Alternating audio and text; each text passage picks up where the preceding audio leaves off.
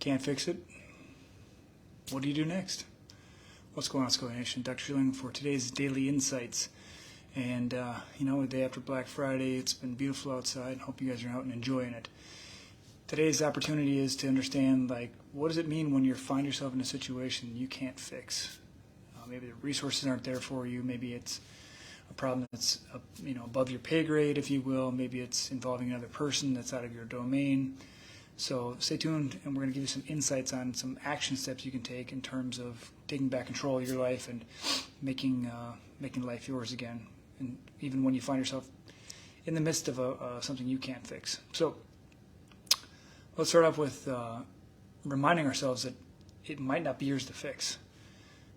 There's a lot of things that happen in the world that are egregious. You can take your pick, from crime to slavery to all kinds of stuff that is out of your control, and you might think that it's your job to fix it, or that your job to feel sad about it or something like that. But realize that I don't know how it all works, but something's happening for a reason, and the people that are experiencing both ends of that are working through something. Is the best way I can understand it, because I don't know why else it would happen.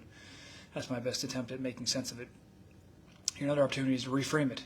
So you could say, for example, give it a different meaning. You can assign different meaning to something. You can assign different emotions to it, which then gives you the power to take back to say, I'm not going to give anger to this. I'm not going to give frustration to this. I'm not going to give my power away to this, because that's what is disempowering. You give your power to something else.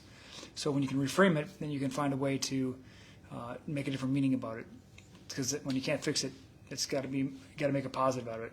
So what if you could learn from it, take a lesson from it? When you take a lesson from something you're going through, you can pretty much almost, if you're wise enough, avoid getting stuck in that same situation again in the future. And I would submit that if you have found yourself in the same situation that you can't fix over and over, then what's happening is typically you haven't learned the lesson yet.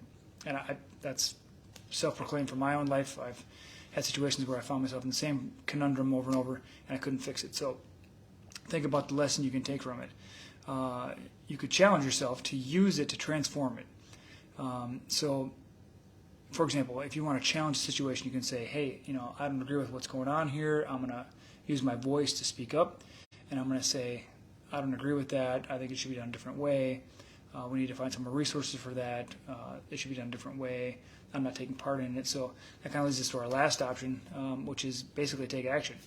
And, if you can't change it, then change you. Like we talked about a couple days ago, when you change the way you look at things, the things you look at change. So how can you grow from this? How can you grow as a result of the challenge you're faced with and or living in?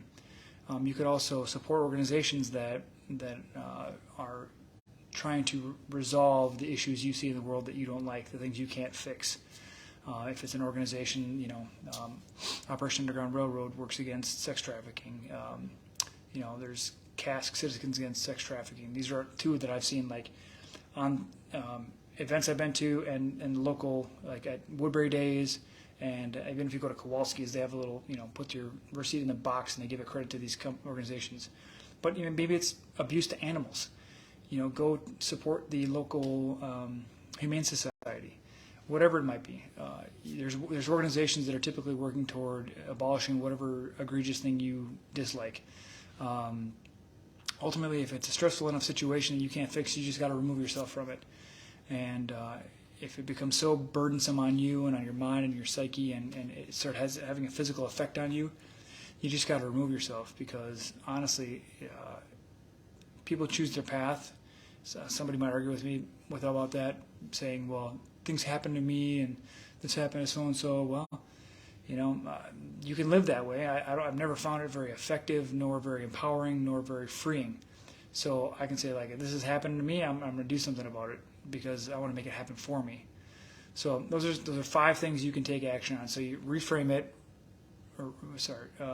remember it's not your problem, reframe it, learn from it, challenge it, or take action and remove yourself from the situation. So those are 5 things you can take action on today. So identify something in your life where you're just I can't fix it.